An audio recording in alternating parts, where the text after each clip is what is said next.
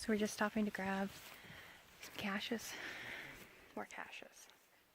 Check out this church! Really successful on finding any of the other caches that we went to look for, but it is time now for another event, and this one is the Bat Cave. So we're going to learn a little bit about some bats.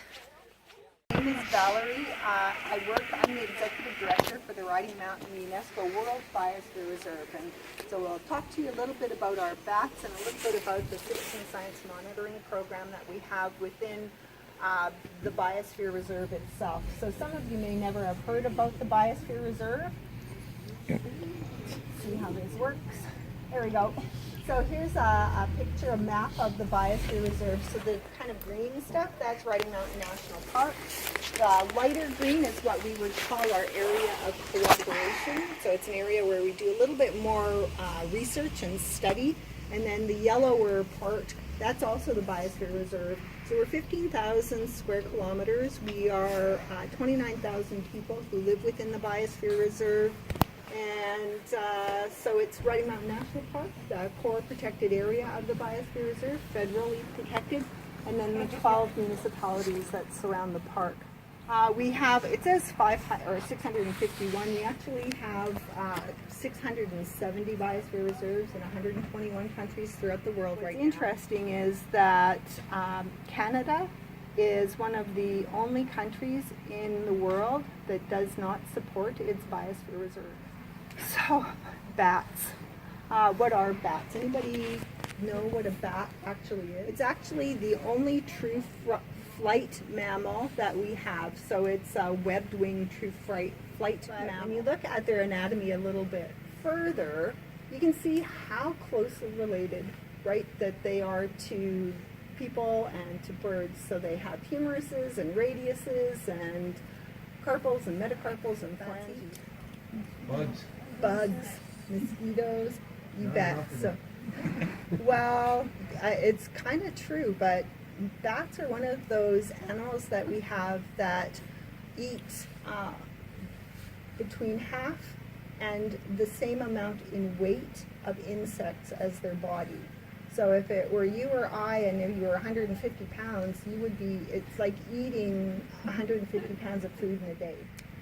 So we always think, when we think of food, we think of the vampire bat and that it's, you know, one of those horrible bats that will suck your blood. Well, it actually doesn't bother humans at all, but it will prey on cattle.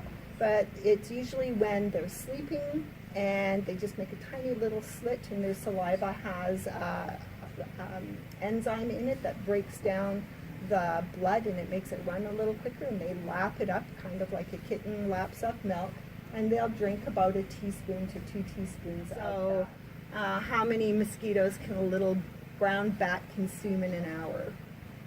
500. 500? Still too low. So put 1,200. Yeah.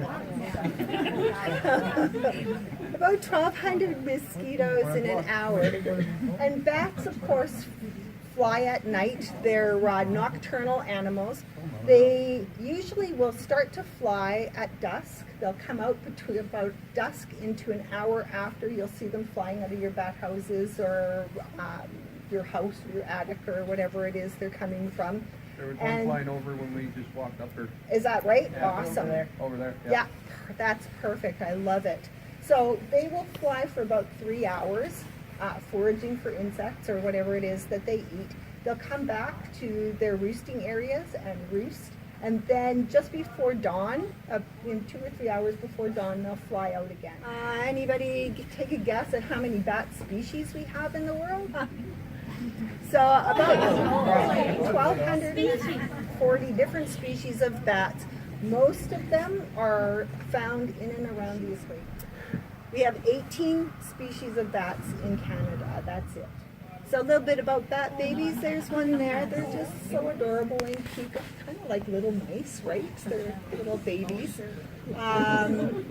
Bats, one of the reasons that we're concerned about bats is because they will have generally only one pup per litter. So somewhere in here I may ask you that, so now you know. So what that means though is that they can't reproduce fast enough. If something happens to them, it really decimates a whole population. It takes them a really long time to recover because they don't have a lot of babies, or they don't have 15 or 20 of them at a time. Anybody take a guess of what the largest bat in the world is? Vampire bat? No. Fruit bat. It's a fruit bat, yeah. So if anybody watches Survivor, right, when they're in the Philippines, you see those bats, those are the fruit bats, and this is the golden crowned flying fox. And so 1.7 meter wingspan, so that's about 6 feet. So that's pretty large. Smallest bat in the world? Little brown bat. No, smaller than a little brown bat. Ah, so there it is there. Whoa. Just tiny. I think the wingspan on these ones is, I'm guessing, but I think it's like 3 inches or something. It's really small. Oh, I knew that. So 2 grams is like 2 nickels. That's the weight of these guys. They're really small. So the bumblebee bat, or the Kitty's hognose bat. And again, it's got really big ears, so you know for sure it eats. It's an insectivore type of bat.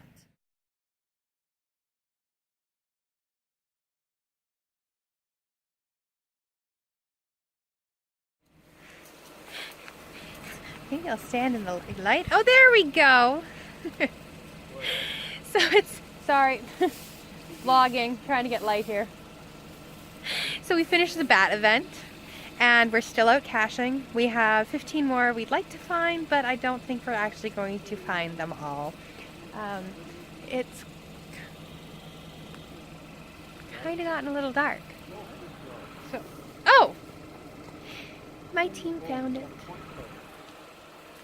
Oh, and we got a point card. Yes!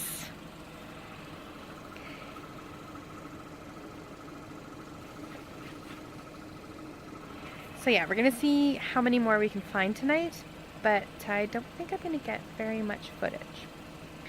So, if that is the case, thanks for joining me, and I'll see you guys tomorrow.